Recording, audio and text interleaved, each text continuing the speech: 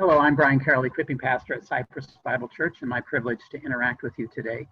I don't know how you wake up every morning, but frequently for me, I wake up with this internal tension. I think the challenges of the current situation and the unknownness of each particular day, what's going to happen today, what restrictions will be in place, what won't be, when will we get back to normal, what's going to happen to my retirement account, just a variety of things that when will the church get back together, all those things kind of come flooding in almost every morning as I think through what that day has in store for it.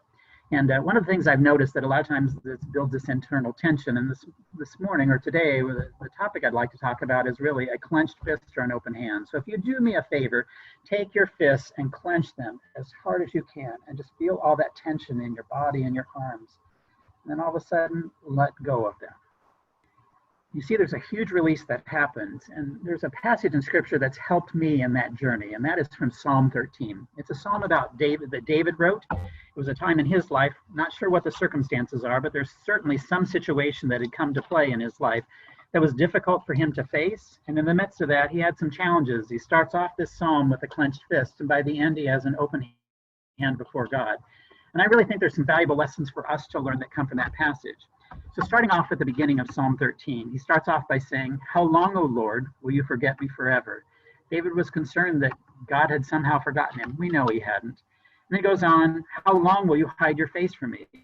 David was concerned that somehow God was keeping himself away from David. And again, we know that's not true, but at the same time, that was David's experience and feeling because of the circumstances.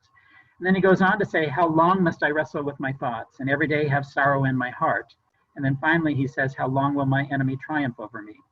And as you look at that, there's 4 how longs. We've got those same how long questions right now. How long will school, will it be before we return to school? How long before the church will be able to gather back together again? How long before there'll be recovery in our retirement accounts? How long will be whatever it is that is the how long for you? How long will our lives become back to normal? How long before I will able to work again? All those sorts of things kind of come to play. And David wrestled both with God, but then he wrestled with his own thoughts and his own heart and his own mind. And that's what I can relate to. I a lot of times wrestle with my own thoughts and concerns and worries and things I neglect to trust that God's going to meet me in the midst of those. He goes on to say, so he moves from this clenched fist. Those first 2 verses are really a clenched fist, God. How long, how long, how long, how long? And he goes on to the second part that he says, "Look on me and answer, O Lord my God. Give light to my eyes, or I will sleep in death." He's saying, God, give me answers. Help me to see things differently. It's a pleading of sorts that he's saying, God, there's still a tension in this, that he really needs something from God to come into his life to help him better cope with the circumstances and the situation he's in. And then he goes on to say, "My enemy will say I've overcome him, and my foes will rejoice when I fall." And so David's concerned that his reputation was at stake, because if God did not intervene and give him insight into what was happening, then his enemies would feel like they had the triumph.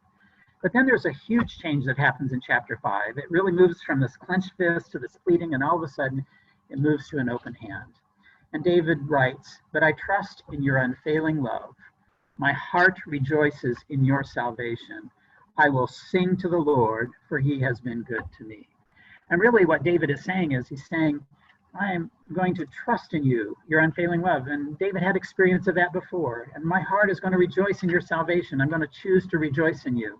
Circumstances haven't necessarily changed significantly, but my perspective and the way I'm going to look at them has.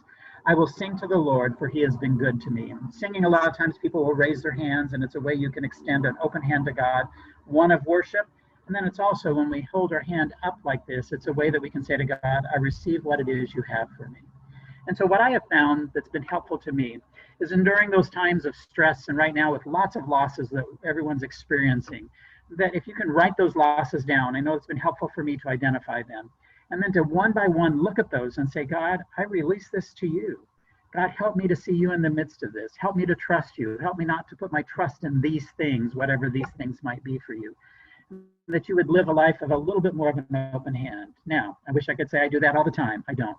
But in those moments when I become more aware of the tension, I realize, what is it that I need to let go of and just trust? And so I encourage you this today, I encourage you this week to try to live a life that has a little bit more of less of a clenched fist and more of an open hand, and say, God, lead me and guide me and help me to understand what it is you have for me.